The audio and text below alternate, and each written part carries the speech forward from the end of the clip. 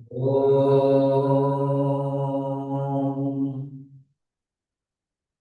ॐ सहना भवतु सहनौ भुनक्तु सह वीर्यं करवावहै तेजस्विनावधीतमस्तु मा विद्विषावहै। ॐ शान्ति शान्ति शान्ति। गुरुर्ब्रह्मा गुरुर्विष्णुः गुरुर्देवो महेश्वरः गुरुरेव परं ब्रह्म तस्मै श्री गुरवे नमः। पूजनीय माँ के शरण में प्रणाम पूर्वक पूज्य स्वामी शिवानंद जी, पूज्य स्वामी सुरेश्वरानंद जी, स्वामी विमलानंद जी, समस्त माता साध्वी भक्त वृंद,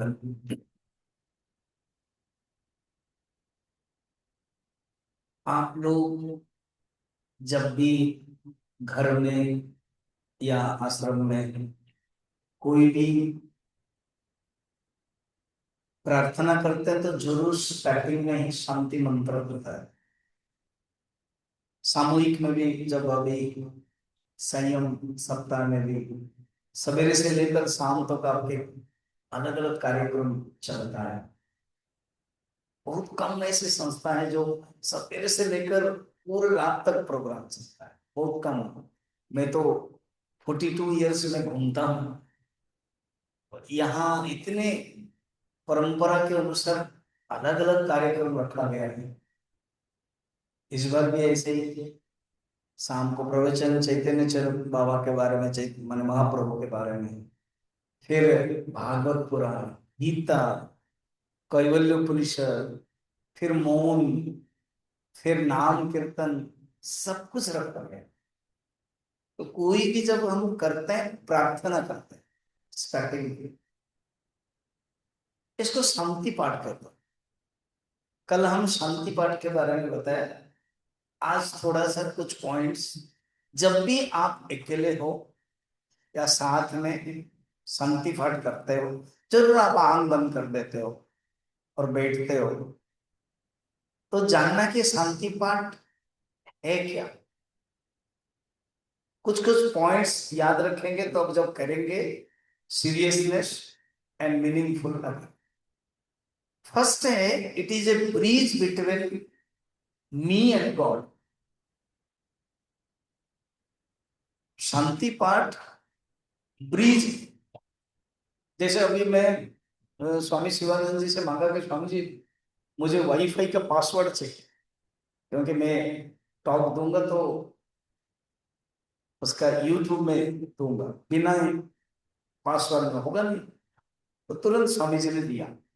तो password is bridge between my talk and upload in the YouTube. बिना पासवर्ड में मैं कर नहीं सकता। तो ये ब्रिज, ये कनेक्शन। इसी प्रकार शांति पाठ जब हम शुरू कर देते हैं, भगवान से कनेक्ट हो जाते हैं।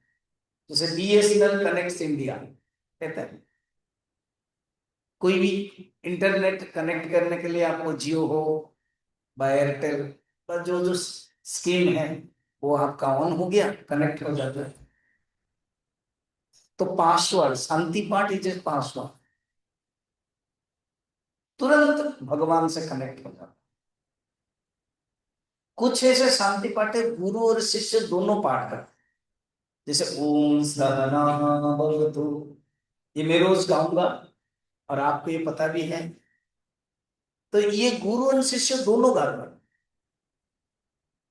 ये एक मंत्र, ये प्रसिद्ध मंत्र, प्रसिद्ध शांति पाठ। और 5 मैनेजमेंट यहाँ बताए, जब हम टॉक्स देते हैं कॉर्पोरेट मैनेजमेंट में, उसी ढंग का बता रहे। फर्स्ट है पेरिफेरल मैनेजमेंट। सीएसआर स्कीम होता है, जो थोड़ा मैनेजमेंट वाले जानते होंगे। तो ये मैनेजमेंट के बारे में भी ऋषियों ने सोचा कि जिस जगह पर रहते हैं वो जगह शांतपूर्ण हो। इसलिए देखो यहाँ लिखा हुआ है ना, वहां हमारा समाधि मंदिर के सामने, हॉर्न न बजाए, कृपया शांत रहें। क्यों? जहां हम समाधि मंदिर में हम ध्यान करते हैं, अगर कोई आवाज आएगी तो डिस्टर्बेंस हो। अभी हम आधुनिक में हैं, मेन रोड में है, वो तो होगा। पुराने जमाने में ऋषियों को तो जंगल में रहते थे, इस प्रकार के हॉर्न की आवाज नहीं होता था। मगर उनको कोई बाघ आ गया, कोई सिंह आ गया, कोई डिस्टर्ब करने लगा, बारिश होने लगी, इसीलिए वो कहते हैं सहनो अवतु, हमें रक्षा करे, प्रोटेक्ट। अवतु मैंने प्रोटेक्ट, पेरिफेरल मैनेजमेंट। सेकंड बताया गया ऑब्जेक्ट मैनेजमेंट, जिसमें तो भगवान की कृपा से हम ऐसे कोई व्यक्ति नहीं जो जीवन में अच्छे से खान पान नहीं मिल रहा, कहीं ना कहीं कोई पुलाव पूरी खाता है तो कोई सूखी रोटी खाता है, मगर खाता है, जीता है। जो आदिवासी भी होते हैं, निगरों से लेकर के, कल जैसे स्वामी जी आए थे, मुझसे बातें हुई, पहले से भी परिचित, यहीं पर ही परिचित हुए थे, तो उनको याद है अंडमान उनको जाना है, मुझे बताया था। तो स्वामी जी मुझे जाना बोलिए, मुझे याद है, आप बताइए हम व्यवस्था कर देते हैं। तो वहां हमने अंडमान तो लगभग 10 बार मैं जा चुका हूँ, हमारे आश्रम में मैं कैंप लिया हूँ। वहां आदिवासी नंगे होते, आजकल थोड़े से सरकार ने व्यवस्था किया, तो उनको कुछ पता नहीं है शिक्षा के बारे में, ड्रेस के बारे में, मगर जंगल में उनको मिल जाता है, उनको जो जीवन धारण करने के लिए सबको मिल जाता है। तो उसको ऋषियों ने सोचा ऑब्जेक्ट मैनेजमेंट, वस्तु पदार्थ की वैल्यू है यूटिलिटी, उपयोग। इसलिए कभी भी हमें उपयोग उपभोग में न भागे, उपयोग में रहे। कोई खराब नहीं, अगर आपके पास मर्सिडीज कार है, बिल्डिंग है, घर है, दौलत है, सब कुछ है, अच्छा है, भगवान की कृपा है। आपने पूर्व जन्म में अच्छा पुण्य किया है, इस जन्म भी किया, आपको मिल रहा है। मगर सोचना कि भगवान की कृपा है, और सोचना इसको उपयोग करना, उपभोग नहीं। अगर इसमें आनंद ढूंढे, उसमें सुख ढूंढे, तब तो दुख का कारण, सुख नहीं है। शरीर है, जीवन है, उपयोग के लिए सामान चाहिए, वस्तु चाहिए, आपको मिल रही। ऋषियों ने इस ढंग से सोच करके कहा है। हम लोग तो यहाँ पर मंत्र अनेक होता है, तैत्तिरीय उपनिषद मंत्र है कि ऋषि कहते हैं कि मैं हवन कर रहा हूं, मुझे भोग पदार्थ मिले, और ऋषि भी चाहते हैं कि आमायंत ब्रह्मचारिण स्वाहा, विमायंत ब्रह्मचारिण स्वाहा, प्रजायंत ब्रह्मचारिण स्वाहा। ये तैत्तिरीय उपनिषद के मंत्र में है कि हम हवन कर रहे हैं, हमें सब कुछ आए, बाहर के लोग भी हमारे आश्रम में आए। देखो, ब्रह्मचारी लोग आश्रम में आए, गृहस्थ है तो मेरे प्रजा हो, पुत्र हो, कोई खराब नहीं है। और ऋषियों के जो स्टैंड है, उनके जो एटीट्यूड है, उनके जो मोटिव है, उनके जो ज्ञान है, उनके जो भावना है, विचार है, थॉट है, वो जानते हैं कि पदार्थ में आनंद नहीं, ये केवल आवश्यक है संसार में जीने के लिए। कितना सुंदर है, देखिए, हर है शरीर को स्ट्रांग रखे, सहवीर्यम करवावहै, शरीर को स्ट्रांग रखे। शरीर ठीक होगा तभी तो, इसलिए योगासन, प्राणायाम, संयम, भोजन, कितने सब बताया गया है। ये सब एक ही शब्द में आ जाता है। सह वीर्यम करवावहै तेजस्विनावधीतमस्तु। बुद्धि स्ट्रांग। बहुत लोग शरीर के स्ट्रांग है मगर बुद्धि स्ट्रांग नहीं है। बुद्धि में विचार नहीं होगा, बुद्धि थक जाती है, बुद्धि में हम विचार नहीं कर पाते, बुद्धि की एक कमी है, नो थिंकिंग, अविचार। अगर जबरदस्त किया जाए तो स्वल्प विचार, अल्प विचार, लेस थिंकिंग। वो भी क्या करते हैं, अगर गुरु नहीं मिले तो रॉन्ग थिंकिंग, गलत विचार, भ्रांत विचार। गुरु की कृपा से, अध्यात्म से ही सही विचार होता है, अप्रोप्रिएट थॉट, अप्रोप्रिएट थिंकिंग, अच्छा विचार, सम्यक विचार। भगवान बुद्धदेव ने अष्टमार्ग कहा, सम्यक विचार, सम्यक आहार, सम्यक शयन, सम्यक कर्म, ये सब। तो सम्यक विचार, धियो यो न प्रचोदयात् जो कहा गया। और लास्ट में मन के अंदर जो ईर्षा है, जो जेलसी है, जो रॉन्ग टेंडेंसी है, रॉन्ग क्वालिटीज है, रॉन्ग इमोशंस है, उसको हटा।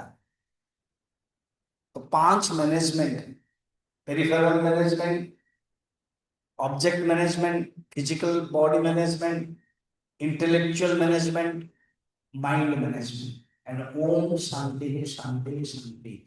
हर कोई शांति मंत्र में लास्ट में रहता है। कल हम लोगों ने विचार किया 3 प्रकार के समस्या है। समस्या अनेक है मगर वो 3 सोर्स से आ सकते हैं। आधि भौतिक सोर्स, आधि दैविक सोर्स एंड आध्यात्मिक सोर्स। कल मेरे प्रवचन के बाद भी स्वामी जी ने, विजयानंद स्वामी जी ने भी इसको जिक्र किया। हम दोनों बातें करके नहीं आए थे कि मैं जो बोलूंगा वो थोड़ा से स्पर्श करेंगे, नहीं, क्योंकि ये आध्यात्मिक विशेषता है। उन्होंने भी स्पर्श किया है। आदि भौतिक, भूत, पंच महाभूत से कनेक्टेड, शरीर आदि, व्याधि, आदि से कनेक्टेड आध्यात्मिक हो जाता है। आदि भौतिक, आदि दैविक, देवता से कनेक्टेड।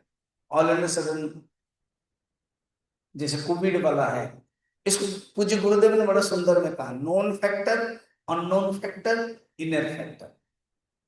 तो जब भी हम शांति ही शांति शांति करते हैं तो पहले शांति थोड़ा सा ऊपर होता है, अर्थात आदि भौतिक शांति, आदि दैविक देन धीरे से हो जाता है शांति शांति शांति शांति, आध्यात्मिक। तो कैवल्योपनिषद का भी अपनी शांति पाठ है। कल हम विचार कर रहे थे, चैंटिंग करेंगे फिर। सबको ये एक सुंदर बनाई गई है श्लोक का संग्रह, आपके पास है, आप पढ़ लीजिएगा। मेरे बाद पढ़ोगे तो आपको रिपीटेशन भी होगा, कौन से मंत्र कैसे पढ़ा जाता है वो भी आपको पता भी चलेगा। और ये मंत्र बड़ा प्रसिद्ध भी है। ओम भद्रं कर्णे शृणुयाम देवाः,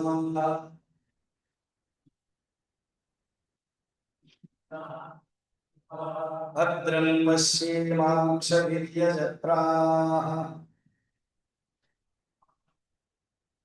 स्थिरैरङ्गैस्तुष्टुवामस्तस्तनूभिः, व्यसेम देवहितं यदायुः।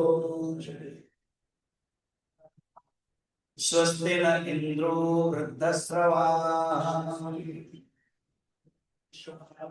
स्वस्ति न पूषा विश्ववेदाः, स्वस्ति नस्ताक्षो अरिष्टनेमिः, स्वस्ति नो बृहस्पतिर्दधातु। ओम शांति शांति शांति।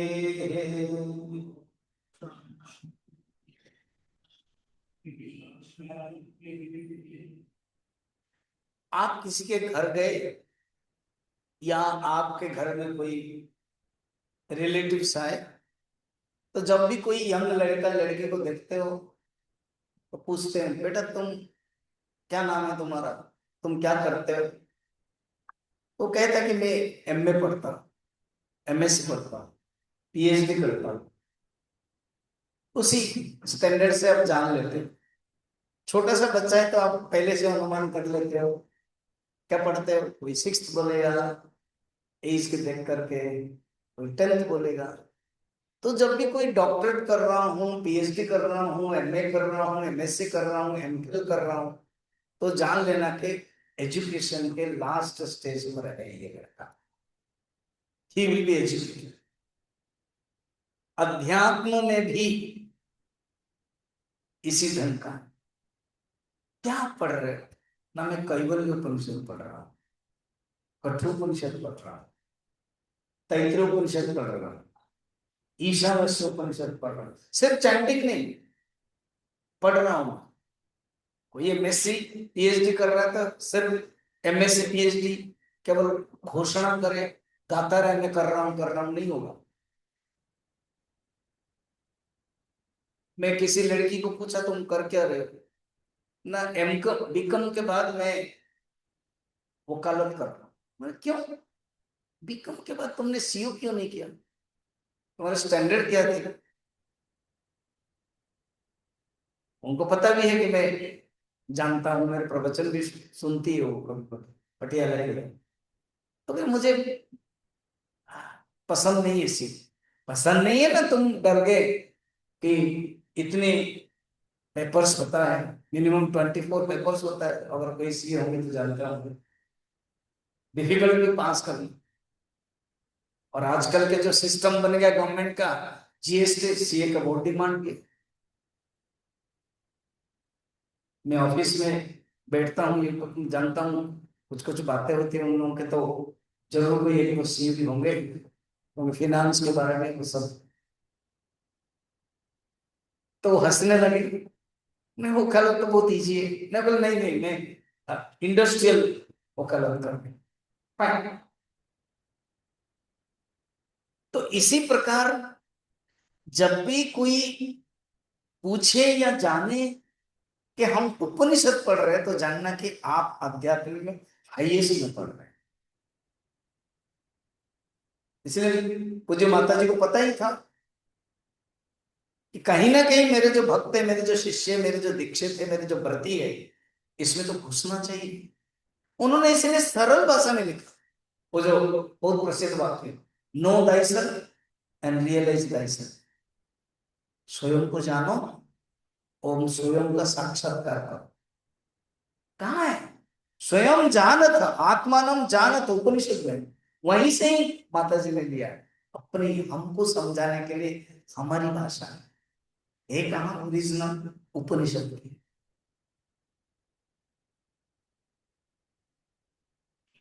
इसलिए जब हम उपनिषद पढ़ते हैं, हमारे जैसे बोलते हैं ना कि 56-56 इंच हो जाना चाहिए छाती। तो एक एग्जाम्पल समझा, सोचना चाहिए यस, ये मैं अध्यात्म के हाईएस्ट में जा रहा, अनुभव कर रहा हूं, और डेप्थ में जाना चाहिए। पहले चैंटिंग होती है, आवश्यक है, उसके बाद उसके डेप्थ है। मैं कोशिश करूंगा 7 दिन में, एक दिन तो चलेगा, 6 दिन में हर श्लोक का डेप्थ में जान लेते। देखिए अभी शांति पाठ, ये जो शांति पाठ अभी इसमें है, अध्ययन करने से पहले जो शिष्य है, जो स्टूडेंट है, वो अपनी तरफ से कुछ इन्वोक करता, कुछ मांगते भगवान से, प्रेयर, इन्वोकेशन। और क्या मांगते हैं? वो जो पहले दिन जो मंत्र का उनसाना बोलते उसी ढंग का है। कहते पहले मेरे जो कान है अच्छे सुने, बस बहुत कुछ सुन लिया बस। माँ ने क्या कहा? हरि कथा ही कथा है, बाकी सब व्यथा और वृथा है। अन्य वाचा विमुंचत, देखो उपनिषद में, मुंडक उपनिषद, इसी को माँ ने क्या कर दिया? सरल कर दिया। अन्य वाचा विमुंचत, बोलना भी कठिन है, समझना भी कठिन है। मगर ये जो बाकी छोटा सा बच्चा भी बोलता है, राम कथाएं कथा है और बाकी सब व्यथा और वृथा है।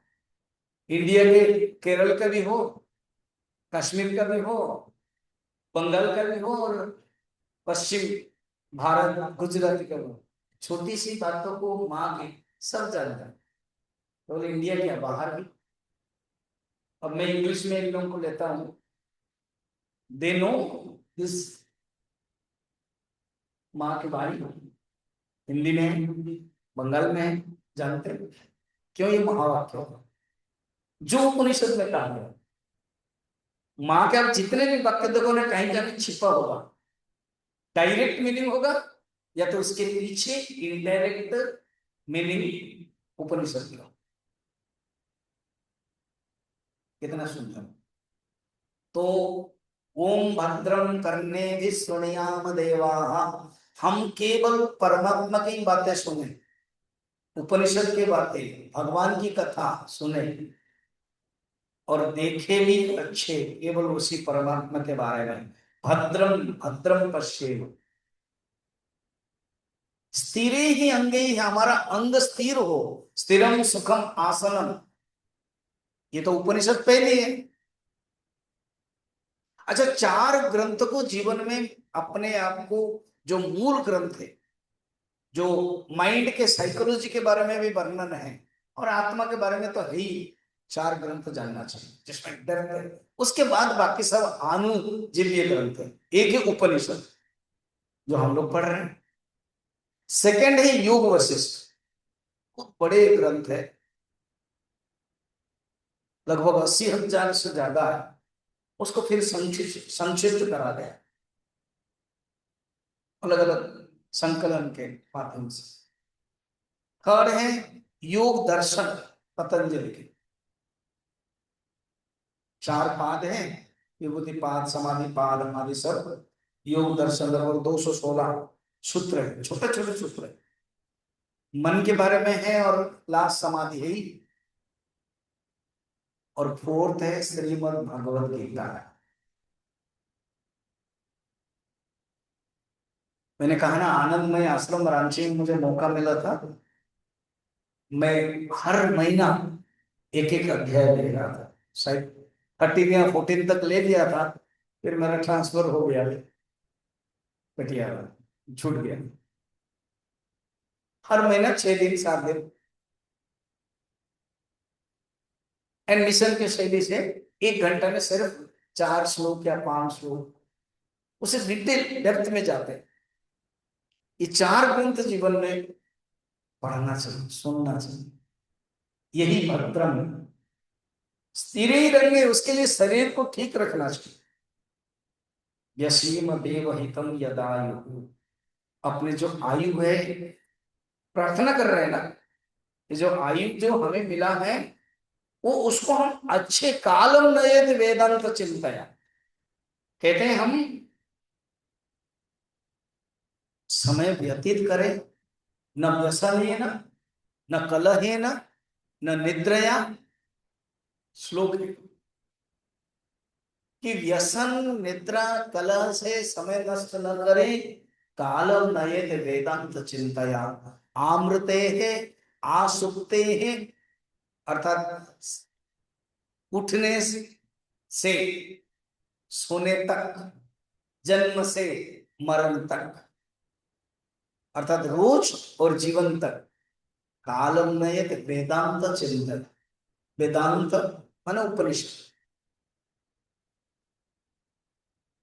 वेदांत नाम उपनिषद प्रमाण, कल बताया था मैं, उपनिषद माने वेदांत, वेद के जो अंत, अंत माने लास्ट नहीं, जैसे कोई किताब लिया और लास्ट में है वो नहीं है, जैसे मंत्र भाग, ब्राह्मण भाग, आरण्य भाग और लास्ट में उपनिषद भाग, ऐसे नहीं है। अंत का अर्थ है एसेंस, अंत का अर्थ है सार। गीता में भी है, नासतो विद्यते भावः, नाभावो विद्यते सतः, उभयो अंत दृष्टा, उभयोर अंत दृष्टा, अंत जो देखा है, अंत सार है। सत का सार क्या है और असत का सार क्या है? सत्य का सार है अभाव नहीं हो सकता, और असत का सार है भाव नहीं हो सकता। तो जो वेद का सार है वो वेदांत उपनिषद वेदांत। तो जीवन में जो हमें मिले हैं आयु, वो केवल भगवान की आराधना करते हुए व्यतीत करें। फिर कहते हैं, कल हमने 3 शब्द दिया था, आधि भौतिकता, आधि दैविकता एंड आध्यात्मिकता। इसी ढंग का ही शब्द दिया था, आधि भौतिक अर्थ, आधि दैविक अर्थ एंड आध्यात्मिक अर्थ। एग्जाम्पल गंगा माँ को लेकर के किया था। अब सामने ही है, मैं रोज मॉर्निंग वॉकिंग करता हूँ, गंगा माँ को थोड़ा सा स्पर्श करता हूँ। तो वो जो गंगा जो हम लोग इतना पवित्र भाव रखते हैं, वो गंगा जल है, आदि भौतिक। आई कहां से? गोमुख से, गंगोत्री में उतरती है, इसलिए नाम गंगोत्री। फिर उसके बाद टीवी आदि होकर के उत्तरकाशी, देन ऋषिकेश, देन हरिद्वार है। वो जो गंगा है फिर आगे और बढ़ती है गंगा सागर तक। वो जो गंगा है वो आधि भौतिक अर्थ है। आधि दैविक माने प्रिसाइडिंग डाइटी, गंगा के अधिष्ठात्र देवी है। जो देवी है सफेद साड़ी पहनती है, मगरमच्छ उनकी वाहन है, और भीष्म के माता है, वो आदि दैवी। जब भीष्म आते हैं और गंगा के पास खड़े हो जाते हैं तो माँ, तो उसमें और पानी नहीं बहता है, पानी से आ जाती है देवी, वो है माँ, आदि दैवी। आध्यात्मिक अर्थ है भक्ति या ज्ञान, कहीं ज्ञान वर्णन है। गंगा गमयती इति गंगा, अर्थात जिसके माध्यम से हम परमात्मा के पास जाते हैं वो गंगा है। और एक है भक्ति, रामचरितमानस में जो त्रिवेणी है, बालकांड में ही वर्णन है, भगत गंगा भगति सुरसरि धारा। और जो सरस्वती है वो ज्ञान है, और जो यमुना है वो कर्म है। तो इसी प्रकार यहाँ पर जब देवताओं को बुलाते हैं, क्या कह रहे हैं? इंद्र को हम बुलाते, पहले इंद्र। तो इंद्र है जो एक देवता है। इंद्र के बारे में वर्णन है कि वो अदिति के, कश्यप अदिति के बेटे हैं। ये हो गया आदि भौतिक कथा। आध्यात्मिक, इंद्र समस्त देवताओं के राजा है, अधिदेव। आध्यात्मिक क्या है? इंद्रियों का स्वामी, इंद्रियों का राजा, जो मन है। तो इंद्र का अर्थ है मन, अर्थात हे देवता को श्रेष्ठ प्राचीन, हम आपको प्रार्थना कर रहे हैं। और आध्यात्मिक रूप में मन, मन को हम प्रार्थना कर रहे हैं। अभी अभी हमारे जो हम साधना करने के लिए आए हैं, उसमें पता है कौन तकलीफ देता है ज्यादा, कौन ऑब्स्टेकल है? शरीर नहीं है। शरीर के ऑब्स्टेकल हम संभाल लेते हैं, जैसे अभी नीचे नहीं बैठ पाता था, ऊपर बैठ जाते हैं। हमें भूख लगती है तो हम जाते हैं, जो टाइम है हम खा लेते हैं।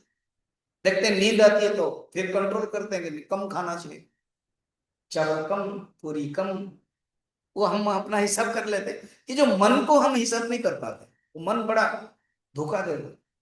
इसलिए तो अर्जुन कहते हैं चंचल भी मन कृष्ण प्रमाथि बलवत दृढ़।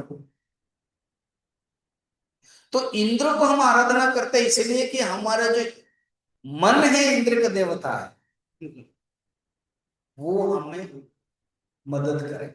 हमारा जो आप है सुपर पावर है, और हमारा मन भी इधर है। तो छोटा मन जो माइक्रो माइंड है, और जो माक्रो माइंड है, जो व्यष्टि है और जो समष्टि है, उनसे हम प्रार्थना। कितना आध्यात्मिक देखिए, इंद्र के गए। अब नेक्स्ट है संपूर्ण विश्व का ज्ञान रखने वाले पोषण। श्लोक को देखना, स्वस्ति न इंद्रो वृद्धश्रवा। वृद्धश्रवा माने जो वरिष्ठ है, जो प्राचीन है। कैसे लेंगे इसका अर्थ है, जब सृष्टि हुई ना, तब जो हिरण्यगर्भ है वो बहुत प्राचीन है। फिर उसी से ही हिरण्यगर्भ से महतत्व उत्पन्न होते, फिर महतत्व से तीन अहंकार होते, सात्विक अहंकार, वैकारिक, राजसिक अहंकार, तेजस, तामसिक अहंकार। फिर उसी से देवता उत्पन्न होते हैं। तो देवता माने इंद्र भी हो गए, वो पुराने, इसलिए तो 10 सवा। फिर कहते हैं हम सूर्य को प्रार्थना करते, स्वस्तिनम पूषा विश्व वेदा। पूषण, सूर्य के अनेक नाम हैं, उसमें से एक है पूषण। पूषण माने जो पोषण करने वाला है। अब सोचो, सूर्य नहीं होगा तो हम कैसे लगते। परसों बादल छाया था, सूरज कम था, कल ठीक था, अभी सवेरे सवेरे बादल छाया ही था, अभी शुरू हो गया। तो जब सूरज आ जाता है हमारे अंदर एक सक्रियता, एक एक्टिवनेस। तो आधि भौतिक में विज्ञान का अनुसार सूरज क्या है, एक गैसीय पिंड है, एक ग्रह है जो सूरज की किरण देती है। आध्या आधि दैविक में एक देवता है।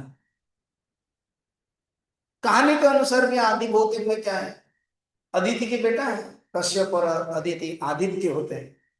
कहानी सूर्य को लेकर के अनेक कहानियां कथा है। आदि दैविक में कौन है, ना वो देवता है, सूरज प्रसिद्ध देवता। किन उपनिषद में भी है कथा, अनेक उपनिषद में है, चक्षुषोपनिषद में आदि। और आध्यात्मिक में सूरज क्या है, ज्ञान, ज्ञान का देवता। ठीक, हनुमान चालीसा में भी है, हनुमान जी जब छोटे थे तब सूरज जो है उगा हुआ था, उनको भूख लगी, बच्चा है, तो सोचा कि ये बहुत बड़ा फल है, लाल एप्पल फल है, तो लेके गए, चल गए। तो जब सूरज को निकलने लगे तब उन्होंने कंप्लेन दिया, ये क्या हो गया, इंद्र को कंप्लेन दिया। तब इंद्र ने उनको मार दिया। हनु, हनु में मारने के कारण हनुमान। ये कहानी है आदि भौतिक। इसमें आदि दैविक अर्थ क्या है, देवता। आध्यात्मिक है, हनुमान एक शिष्य है, हनुमान एक ज्ञान के पिपासु। भूखा लगा ना उसको, भूख लगी, तो ज्ञान के जो पिपासु होते हैं वो सूर्य जी के पास ही जाते हैं, और सूर्य ने उनको ज्ञान दिया। इसीलिए उन्होंने जब दक्षिणा मांगी, अभी मेरा किष्किंध्य कांड गुरुग्राम में प्रवचन होने वाला है चिल्ला मिशन में, नवंबर में, मैं पढ़ रहा था, उसमें वर्णन है कि सूरज ने कहा कि देखो दक्षिणा मुझे नहीं चाहिए, तुमने जो पढ़ा है मेरे वंश से, मेरे अंश से उत्पन्न हो रहा है सुग्रीव, उनको तुम मदद कर देना, बस यही है दक्षिणा। उनके तुम गुरु बन जाओ, उनको तुम मार्गदर्शन दो, और उनको कभी साथ ना छोड़ो।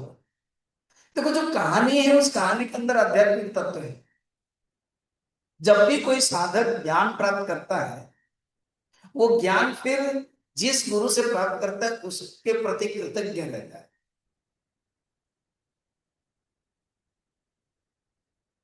क्यों, आपने आनंदमयी मां से परंपरा से दीक्षा लिया, कभी भी कुछ होता है तो तुरंत हम आते हैं, हर साल भी आते हो, सेंटर में जो केंद्र है उससे कनेक्ट रहते हो, क्योंकि कृतज्ञता का ये एक्सप्रेशन है, अभिव्यक्ति। तो इंद्र देवता जैसे मन के देवता है, सूरज देवता ज्ञान के देवता है। और हर उपनिषद के जो छात्र है वो जिज्ञासु, वो विचार करने वाला, विचारक, वो सूरज को, उसके जो प्रिसाइडिंग डाइटी है सूरज को मानता है। या रामचरितमानस की कथा से समझा। फिर आगे बढ़े, उसमें और भी है, स्वस्ति न इंद्रो वृद्धश्रवाः स्वस्ति न पूषा विश्ववेदाः स्वस्ति न तार्क्ष्यो अरिष्टनेमिः भूमि। अब ये समझ में नहीं आएगा। तार्क्ष माने गरुड़ जी। मैं गरुड़ जी की पूजा करता हूँ, मैं गरुड़ जी को आराधना करता हूँ। कश्यप एक ऋषि है, पुराणों के कथा के अनुसार उनके 13 पत्नियां थी, अदिति, दीति आदि। उसमें विनता करके एक पत्नी थी, और कद्रु, कद्रु सर्पों की माँ है, और विनता 2 पक्षियों का माँ है। एक है गरुड़ और एक अरुण। पहले अरुण है, उसके बाद गरुड़ है। अरुण जो सूर्य के सारथी बने, और गरुड़ जी भगवान विष्णु के सारथी और सवारी बने। सारथी क्या, सवारी। तो भाई ये गरुड़ जी की कहानी हमने जाना, आदिभौतिक। गरुड़ जी के आधिदैविक कनेक्शन है, भगवान से कनेक्टेड है। आध्यात्मिक बहुत सुंदर है। क्या, परमात्मा को जानने के लिए उनकी सवारी, किस पर वो स्थित रह रहे, किस पर खड़ा रह रहे, इसके कई मायने रखते हैं। गरुड़ एक शब्द का प्रतीक है, शब्द। परमात्मा को अनुभव करने के लिए मंत्र की आवश्यकता है, गुरु ही मंत्र देते। कभी मैं प्रसंग में बोलूंगा, दीक्षा अनेक प्रकार है। स्पर्श दीक्षा, स्मरण दीक्षा, शब्द दीक्षा, जो ज्यादातर हम लोगों को ही मिलता है, और एक है दर्शन दीक्षा, दृष्टि दीक्षा। तो शब्द के माध्यम से ही हम उस परमात्मा को प्राप्त करते हैं। शब्द ब्रह्म। जगन्नाथ कथा में भी जो बलराम जी, वो शब्द ब्रह्म है, और जगन्नाथ है वो परम ब्रह्म है, और सुभद्रा माता है योग माया है, और सुदर्शन है वो साक्षात का आध्यात्मिक है। तो गरुड़ जी आधिभौतिक, अधिदैविक के बाद अध्यात्म में शब्द है, शब्द ब्रह्म है। शब्द ब्रह्म के माध्यम से परम ब्रह्म को प्राप्त कर सकते। एक एग्जाम्पल मैं कहता हूँ। स्वामी चिन्मयानंद जी गुरुदेव जब तपोवन जी महाराज के पास गए पढ़ने के लिए, उन्होंने पूछा एक प्रश्न कि उपासना की क्या जरूरत है। तो मैं बताऊंगा ना, अगर निर्गुण निराकार को प्राप्त करना है तो सगुण को छोड़ना ही है, क्या जरूरत है। क्वेश्चन ठीक था, तो उन्होंने तुरंत उत्तर नहीं दिया, और क्या चिन्ह है। तो उत्तरकाशी में जहाँ कुटीर थी, रोड के बाद ही गंगा है। जैसे यहाँ पर हमारा आश्रम है, रोड के बाद दक्ष मंदिर, फिर गंगा है, वैसे उत्तरकाशी में वहां चिन्ह में जाके गंदा पानी ला, मुझे प्यास है। तो पुराने जमाने के, उस समय के तो कमंडल युग रहता था, ग्लास कटोरा सब नहीं रहता था। कमंडल में ही सब कुछ चलता था। ले कमंडल और पानी लेकर आए, उन्होंने बढ़ाया। गुस्सा क्या, मैंने पानी मांगा, कमंडल नहीं मांगा। तो गुरुदेव थोड़ा हंसने लगे, स्माइल, और उन्होंने कहा गुरुदेव, मैंने चिन्मय जी कहेंगे गुरुदेव, बिना कमंडल में मैं पानी कैसे ला सकता हूँ।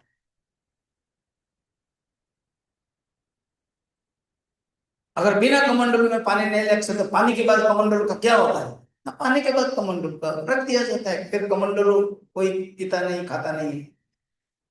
यही बात तो बता रहा हूँ, बिना सगुण उपासना से निर्गुण उपासना नहीं चल सकती। सगुण के माध्यम से कमंडल इज इक्वल टू सगुण, निर्गुण इज इक्वल टू पानी। डायरेक्ट पानी बिना कमंडलों से नहीं ले सकते। बिना दीक्षा, बिना संयम, बिना साधना, बिना सगुण बिना आराधना, बिना पूजा से उस निर्गुण निराकार तत्व को नहीं जान सकते। एक बार उसमें पहुंच गए, इसकी कोई आवश्यकता नहीं। इसीलिए जब भी हम ध्यान करें, साधना करें, पूजा करें, हमें समझना है हम कौन से स्तर पर हैं, हमें क्या चाहिए। हम जब सूर्य को उपासना करते हैं, एक साधक की दृष्टि से, आधि भौतिक दृष्टि से मेरा क्या कनेक्शन है, आदि दैविक की दृष्टि से मेरा क्या संबंध है, और आध्यात्मिक दृष्टि से मैं शिष्य हूं, मैं विचारक हूं, मैं जिज्ञासु हूं, मैं गुरु के रूप में सूरज को ज्ञान के भंडार से मानता हूं। गरुड़ जी है शब्द ब्रह्म। और एक देखना, भाषा तो भाव बाहिका सूत्र, ये जो भाव है वो भाव बिना भाषा से प्रकट नहीं होगा। बाहिक माने व्हीकल, गाड़ी। अब कहीं जाना है तो गाड़ी चाहिए, बिना गाड़ी से कैसे जाओगा। स्टेशन से आप आए तो या तो टैक्सी या कार या ऑटो में आप आए, तो उस जो भाव है प्रकट करने के लिए भाषा आवश्यक है। तो भाषा कौन है, गुरु जी।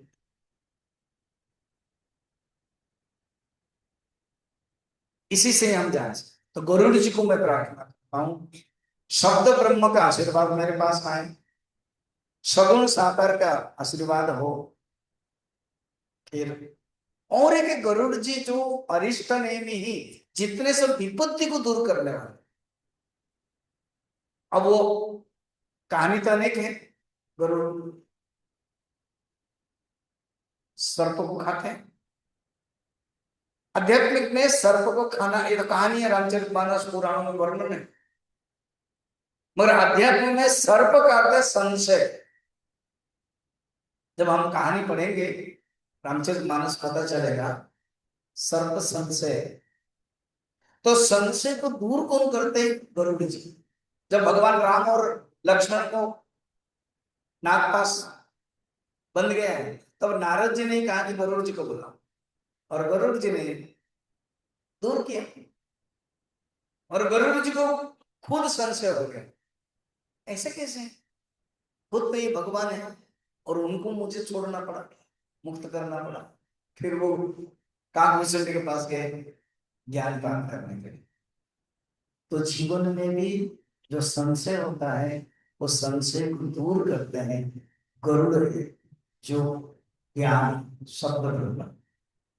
एंड लास्ट है क्या, बृहस्पति।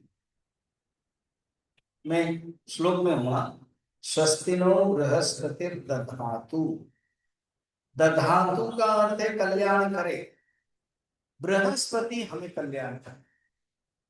तो वो देवताओं की बिना मदद से साधना हम नहीं कर सकते। देवताओं लोग गीता में भी है, 3rd चैप्टर में है, भगवान कृष्ण अर्जुन को कहते हैं कि देखो ब्रह्मा ने जब सृष्टि बनाया ना, शुरू किया तो देवताओं को बुलाया और मनुष्य को बुलाया, और कहा यज्ञ से ही यह संसार बनेगा, परस्परम भावयन्तः। परस्परम भावयन्तः, तुम परस्पर के भाव, ते देवा भावयन्तो नः। भगवान ने गीता में प्रवचन दिया है।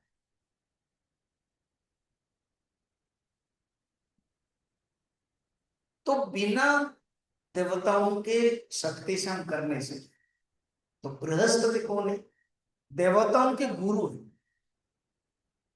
जीवन में गुरु आवश्यकता है। मैं पहले दिन भी बताया था कि गुरु की कैसी आवश्यकता है। तो जो बृहस्पति है, बृहद अर्थात जिसके पास ज्ञान बहुत है, बृहद माने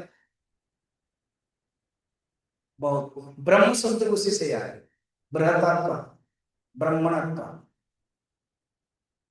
तो जो देवताओं के गुरु है, ममनाथ जगन्नाथ, मम गुरु सर्वगुरु कहते हैं, गुरु सूत्र में भी है, मद गुरु जगत गुरु, मेरे ही गुरु जगत गुरु है, मेरे नाथ ही जगन्नाथ। तो जो बृहस्पति है, जो देवताओं के गुरु है, जिसको मैंने गुरु कहा वो ही देवताओं के गुरु रिप्रेजेंट है, उनको मैं प्रार्थना करता हूं। कितना सुंदर ये मंत्र है। तो जब भी हम गाएंगे ये मंत्र को, कुछ कुछ भाव हमारे अंदर आना चाहिए, तभी ही इसका असली रहस्य समझेंगे। शांति शांति शांति ये बताया था। अब हम चलते हैं श्लोक की तरफ। ये कैवल्य उपनिषद है अथर्ववेद के। इसमें गुरु ब्रह्मा है खुद। बढ़िया है ना? कितने स्टैंडर्ड के गुरु है। खुद ब्रह्मा है जिन्होंने जगत को बनाया, और शिष्य है अश्वालयन। एक शिष्य है अश्वालयन है।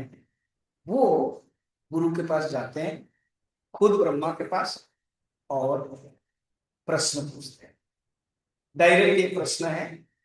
तो आपके पास श्लोक है, तो आप श्लोक को मेरे बाद पढ़िएगा। अथ अश्वलायन भगवन्तं परमैष्ठिनम् उपसमेत्य इति वो उवाच। जिसको संस्कृत पढ़ने में तकलीफ है, इंग्लिश में उसी को, ठीक है, उसमें है, तो आप इंग्लिश में भी पढ़ सकते हैं। अथवा स्वालयन ऐसे इंग्लिश में भी। अब चलते हैं। अथ शब्द, अथ अर्थ शब्द का ऐसे अनेक अर्थ होता है। अर्थ का लिटरली मीनिंग है इसके बाद अथ। इंग्लिश में अगर कहेंगे हियर आफ्टर। अर्थ शब्द से कुछ छिपे हुए बातें। ये अर्थ शब्द कहां कहां लगा हुआ है, और ये अर्थ शब्द मंगलवाचक, जैसे ओम शब्द कहने से ओम सहना भवतु, ओम भद्रं कर्णेभिः, ओम पूर्णमदः। जब हम प्रार्थना भी करते हैं, शुरू कर देते हैं क्लास में, ओम 3 बार करते हैं, उसको मंगलाचरण, मंगलवाचक। एक श्लोक है, ओंकार अथ शब्दश्च द्वाविधौ ब्रह्मण पुरा कंठम भित्वा विनिर्यातौ तस्मात् मांगलिकौ उभो। ओम शब्द और अथ शब्द ये दोनों मंगलवाचक, भगवान ब्रह्मा से उत्पन्न। अथ शब्द का यूज हो गया है तो जानना कि ओम जैसा स्टैंडर्ड का अर्थ है। कोई डायरेक्ट कॉलेज यूनिवर्सिटी जाके पढ़ाई करे, या तो कोई ऑनलाइन डिस्टेंस कोर्स भी करे, सर्टिफिकेट मिल जाए। इसी प्रकार ओम इज ए डायरेक्ट एंड अथ is like online distance course, मगर सर्टिफिकेट दोनों कनेक्ट है। अथ शब्द, अथ शब्द कहां का यूज हुआ? ब्रह्म सूत्र दर्शन है, वेदांत दर्शन, उसमें अथ अथा तो ब्रह्म जिज्ञासा 555 सूत्र है। ब्रह्म सूत्र। योग दर्शन अथा योगानुशासनम, कर्म अथा तो धर्म जिज्ञासा, जैमिनी, जैमिनी ने कर्म मीमांसा है। तो हम 3 एग्जाम्पल दिए, और ऐसे अनेक सूत्र हैं जिसमें अथ। सांडिल्य सूत्र अथ भक्ति व्याख्या श्याम, नारद भक्ति सूत्र। सांडिल्य सूत्र भी ऐसे ही। ये अर्थ का अर्थ है इसके बाद मंगलाचरण भी हो गया, और इसके बाद हो, इसके बाद किसके बाद? जैसे कोई बीए पढ़ा, अब एमए में है, तो कहता अब अथ तुम एमए में आ गए, इसका अर्थ बीए तुमने कंप्लीट किया। तो अथ अब अश्वालयन जो है बहुत कुछ साधना किया होगा, संयम किया, साधना किया। उसके बाद वेदांत में कहते हैं 4 चतुर संपन्न अधिकारी उसके पास है, विवेक वैराग्य समाधि, षटक संपत्ति, मुमुक्षुत्व, ये 4 क्वालिफिकेशन है। उसके बाद अथा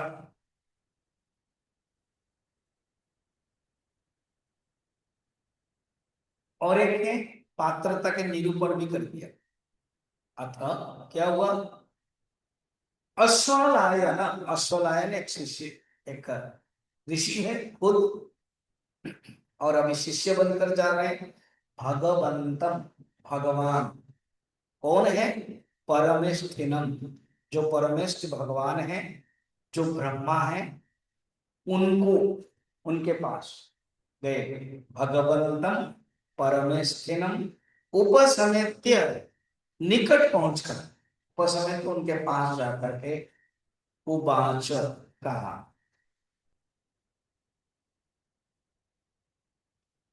मंगलाचरण भी हो गया, गुरु शिष्य के बारे में परिचय भी हो गया। शिष्य कौन है? अश्वलायन। गुरु कौन है? ब्रह्मा। हमारे भी जीवन में हमें शिष्य बनना चाहिए। उस दिन एक स्वामी जी बता रहे थे ना, पहले इनॉग्रेशन के दिन, पामर है, विषय है,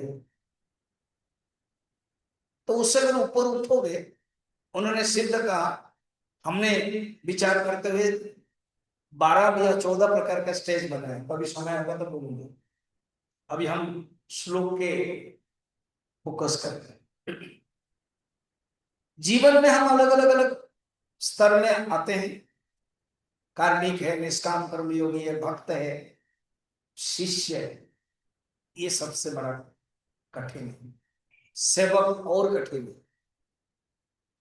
शिष्य के पास एक सेवा गुण होना चाहिए। भगवान ने भी गीता में भी कहा, तद्विद्धि प्रणिपातेन परिप्रश्नेन सेवया उपदीक्षन्ति ते ज्ञानम ज्ञानिनः तत्त्वदर्शिनः।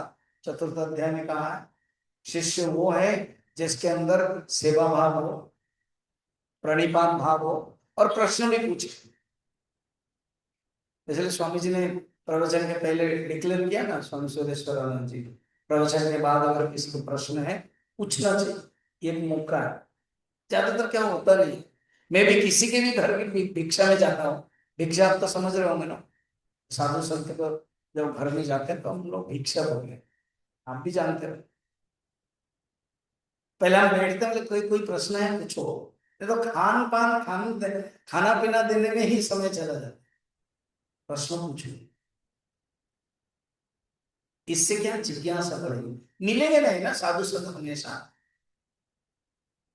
तो शिष्य क्या करते हैं? प्रश्न पूछते हैं। और जब शिष्य प्रश्न पूछते हैं तो हमें भी, देखो जब हम पढ़ते हैं उपनिषद, हमें अपने आप को रखना है, हम अपने आप को करना है। जैसे मैंने पूछा 7 बजे इनॉग्रेशन, नहीं, हम लोगों को 3 बजे व्रतियों को मिलना है। फिर आसन, किसी ने बताया कि सर आसन माने कौन कहाँ बैठेगा, क्या है। तो हमें भी उपनिषद जब पढ़ते हैं अपने आप को कहाँ बैठाना। अश्वलायन हमारा रिप्रेजेंटेटिव, अश्वलायन शिष्य और गुरु ब्रह्मा है। तो जो हमें बोले वो गुरु है। जब हम शिष्य बन रहे हैं, वो उनके पास गए। देखो, गुरु अपने आप में ढूंढ करके शिष्य को बोलेगा नहीं, शिष्य को गुरु के पास जाना। इसलिए यहां पर भी परंपरा हुई, शिष्य अश्वलायन गुरु के पास गए, पास में बैठा। उपनिषद के अर्थ मैंने बताया था, उपनिषद पास में बैठ करके निकट के प्रणाम किया है, प्रणिपात, बैठ करके कुछ पूछा, प्रश्न। क्या पूछा? ये पहला श्लोक चला गया, अब सेकंड श्लोक पढ़ेंगे। पढ़ेंगे आप, अधीहि भगवन् ब्रह्म विद्यां वरिष्ठा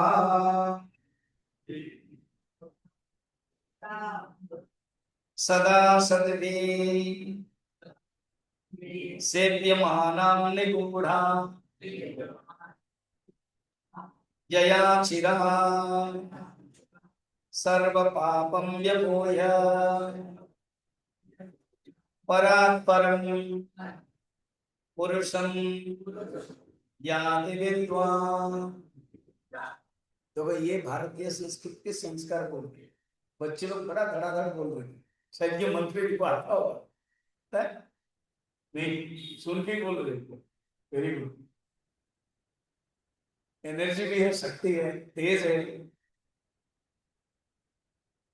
आश्रम में रह रहे हैं, यही तो संस्कार है। तो अश्वलायन प्रश्न पूछ रहे हैं। क्या प्रश्न पूछ रहे सुनिए। अभी ही मैंने मुझे समझाई, मुझे बताई, मुझे पढ़ाई, टीच मी। कितना शैली बहुत सुंदर है। आजकल के क्वेश्चन आते हैं कोई। अब मैं कल शाम को मेरा ये इंग्लिश में प्रवचन होने के बाद मैं यूट्यूब में दिया, उसके बाद मैं थोड़ा वॉकिंग करने के लिए गया। मुझे रिटर्न कर रहा था 7 बजे शाम को, वो घाट से पहले ये जो एक आश्रम है इसके पहले शराब पिया हुआ है 2 आदमी दिल्ली से, मुझे बातचीत की तो पता भी चल जाता है शराब पिए हुए। तो अधिकारी से कट गई। फिर वो कृपा करो मेरा, वो हाथ दिखा रहे हैं। मैं हंस के कहती हूँ हम हाथ नहीं दिखते। फिर हमारा बिजनेस चल रहा था क्लॉथ का, कपड़ा का व्यापारी, वो बंद हो गया, नुकसान चल रहा है उसका ठीक करो। मैं हंसने लगा। मेरा यूट्यूब बता दिया दूसरे का ये शराब पिया तो वो नहीं पिया था, वो इंग्लिश यूट्यूब कर रहा था, जानबूझ के जब कुछ वो अपना दिखाने के लिए दे दिया, मैं वापस। जब भी देखोगे उनके बातों से ही पता चलता है कि वो कौन से स्टैंडर्ड में। बहुत लोग कहते हैं मैं 50 साल से सब साधुओं को प्रश्न पूछता है, पूछ के आया हूं क्या आपने भगवान को देखा। अब ये भगवान गुरु को परीक्षा करने के लिए आया हो उनके, उनसे सीखने के लिए आया हो? कभी भी इसी ढंग का राजसिक तामसिक प्रश्न नहीं है होना चाहिए। प्रश्न ऐसे होना चाहिए कैसे, मुझे बताइए अधी, टीच कीजिए। किसके बारे में, ब्रह्म के बारे में डायरेक्ट। और कैसे कह रहे हैं, भगवान हे भगवान। ऐसे ब्रह्मा भी भगवान है, मगर उपनिषद में हम देखते हैं अपने गुरु को ऋषि को भी भगवान बोलते हैं। कुछ कुछ संप्रदाय में, कुछ कुछ परंपरा में गुरु को भी कहते हैं हे भगवान, एक दूसरे को बोलते हैं हे भगवान। ये अच्छा संस्कार। ऐसे तो ब्रह्मा भगवान भी है, आदि ही भगवान। हाँ बताइए। जिसको परंपरा से सेवन करते हैं, किसको, ब्रह्म विद्याम वरिष्ठाम, वो ब्रह्म विद्या मुझे बताइए। और इस ब्रह्म विद्या को सेवन करते हैं वरिष्ठ लोग, बड़े ज्ञानी लोग, आचार्य लोग, जिस सत्य को अनुसरण करते हैं, सेवा करते हैं, पूजा करते हैं, आराधना करते हैं। जो हम लोगों ने अभी शांति पाठ में पढ़ा कि हम वही उस परमात्मा को आराधना करना चाहते हैं, वैसे ऋषि लोग कंटिन्यूस आराधना करते हैं, ब्रह्म विद्या में ही अनुशीलन करते हैं। देखो एक बोलना और एक अनुशीलन करना, सेवन करना। किम नाम भजनम, भजनम नाम रसनम, रसनम नाम सेवन। भक्ति क्या है, कहते भजन। रसन, जब हम रस में डूब जाते हैं वो भक्ति है, वो भजन है। और वो रसन सेवन किया जाता है। कहते हैं ना, अभी आप देखोगे भंडारा होता है, बाकी किसी साधु को बुलाते हैं तो हम कहते हैं महाराज हो गया अभी सेवन कीजिए, इसे बताया जाता है। सब होने के बाद सब आगे अलग अलग पदार्थ भोजन, देन कहते हैं महाराज सेवन कीजिए, वो इंतजार करते हैं। तो सब आने के बाद ब्रह्मार्पण करेंगे। सेवन, सेवन माने क्या, अंदर लेना। वेदांत में बड़ा सुंदर है, प्लेट में जो भोजन है वो इदम है, और वही प्लेट का भोजन जब अंदर चला जाता है वो अहम हो जाता है। इसी प्रकार परमात्मा का ज्ञान जब गुरु के पास है वो इदम है, जब हमारे अंदर आ जाता है हम, मेरा ज्ञान हो जाता है। इसलिए information technology and transformation technology अलग अलग है। इंफॉर्मेशन टेक्नोलॉजी ज्ञान है, और वही ज्ञान को जब मैं अंदर लेता हूं वो मेरा ट्रांसफॉर्मेशन टेक्नोलॉजी बन जाता है। कहते हैं हे गुरुदेव, हे भगवान, जिस ब्रह्म विद्या को ऋषियों ने परंपरा के अनुसार क्या करते हैं, सेवा करते हैं, सदा सद्वी, सद्वी सत्पुरुष, सेव्यमानम, निगूढ़, सेव्यमानम सेवा करते हैं। कितना शब्द यूज किया है देखा, सेवा करना। जब हम किसी गुरु की सेवा करते हैं एक भाव के साथ करते हैं, तो ऐसे ब्रह्म विद्या की सेवा करते हैं। सेवा से पता चल जाता है कि शिष्य गुरु की सेवा करते हैं। भगवान गीता में भी कहा, जो हम लोगों ने अभी देखा था, तद्विधि प्रणिपातेन परिप्रश्नेन सेवया, यहाँ पर आया। और ये तो उपनिषद ओरिजिनल है ना, बाकी तो उपनिषद के बाद बाकी सब अनुजीव के ग्रंथ है, उपनिषद का सार गीता है, उपनिषद ओरिजिनल है, सबसे हाईएस्ट। जैसे मैंने कहा था कि कोई अगर कहे सुनता है कि मैं उपनिषद पढ़ रहा हूं, मैंने जो जानकार है, जो सब भी जान लेगा कि वो उसकी स्टैंडर्ड क्या है। सदा सब सेव्यमान निगूढ़ा में, ये सबको नहीं दिया जाता है। निगूढ़ मैंने गुह्यतम, सीक्रेट है, छिपा हुआ है, हिडन है। इसको सिंपल भाषा में क्या हो गया, ओपन सीक्रेट। स्वामी जी ने कहा था 11 बज रहा है, मैं और 10-15 मिनट लूंगा, आज लकीली कोई है नहीं, सो दैट आप अच्छी तरह से सुन सकते हैं। ये मेरे लिए मौका भी है बताने का, क्योंकि कोई स्वामी जी आएंगे तो मुझे बंद करना पड़ता, 11 बज गया, हमारे माइंड में तो वो रहता है, तो ये संस्कार। और अभी मैं 10 मिनट लूंगा, फिर प्रश्न करेंगे, तो कंप्लीट करेंगे इसको, सुनते रहिए।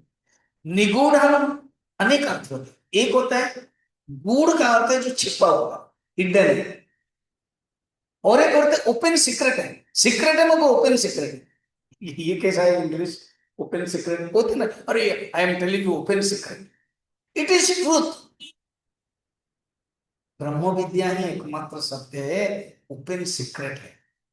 अर्थ क्या है, जो अधिकारी है उसको बताया जाता है ओपन, और जो अधिकारी नहीं है उसके लिए सीक्रेट। अब समझ में आया,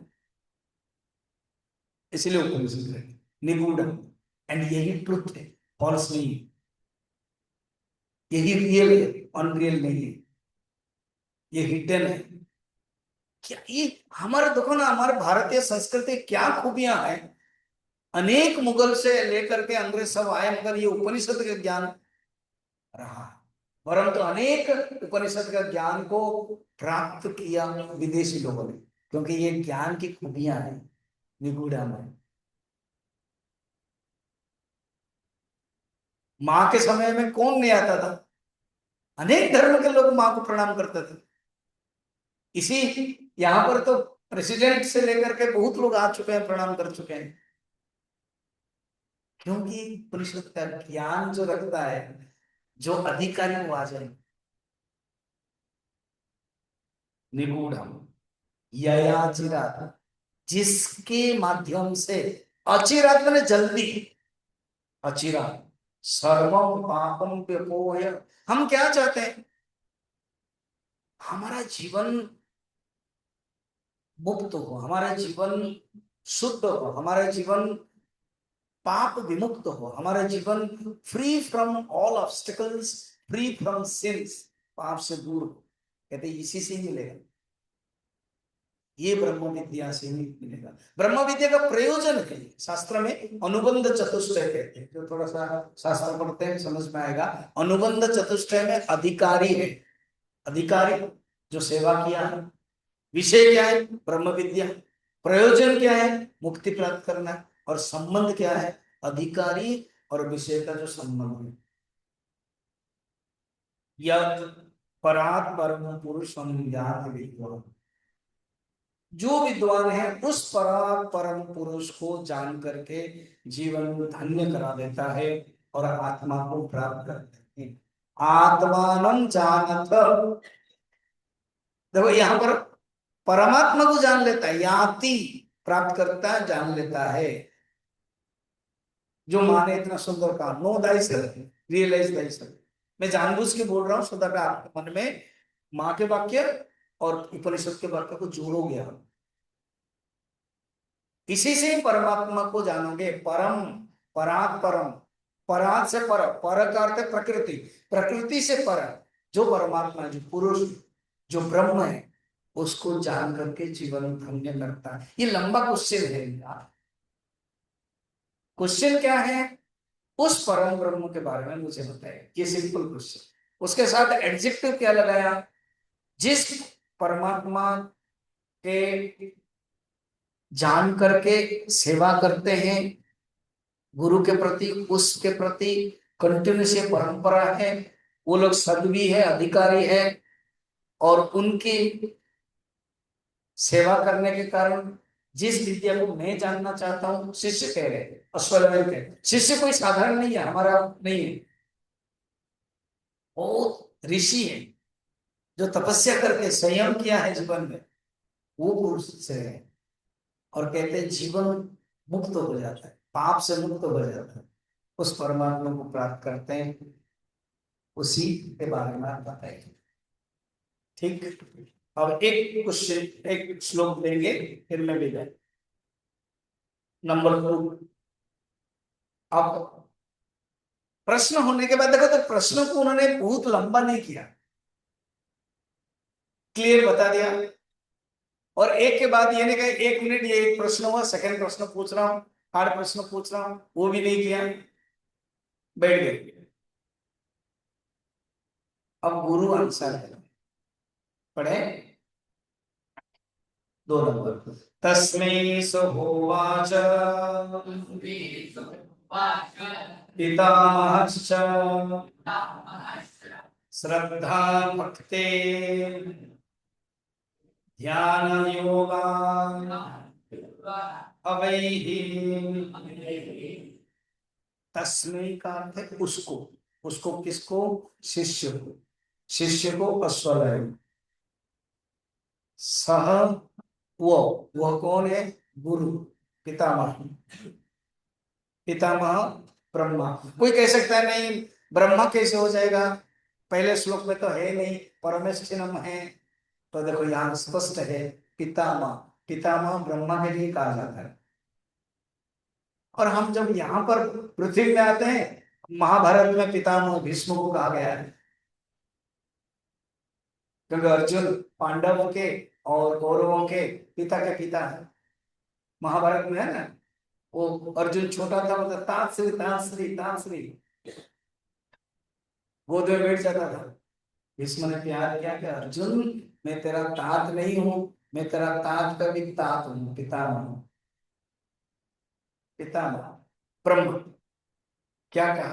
कहते उसको, उस परमात्मा को जान सकते हैं कैसे?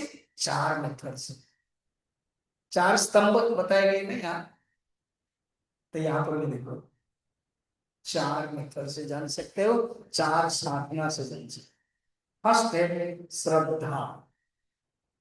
क्या ब्यूटीफुल हमारी संपत्ति है। श्रद्धा नहीं होगी तो तुम नहीं चल सकते।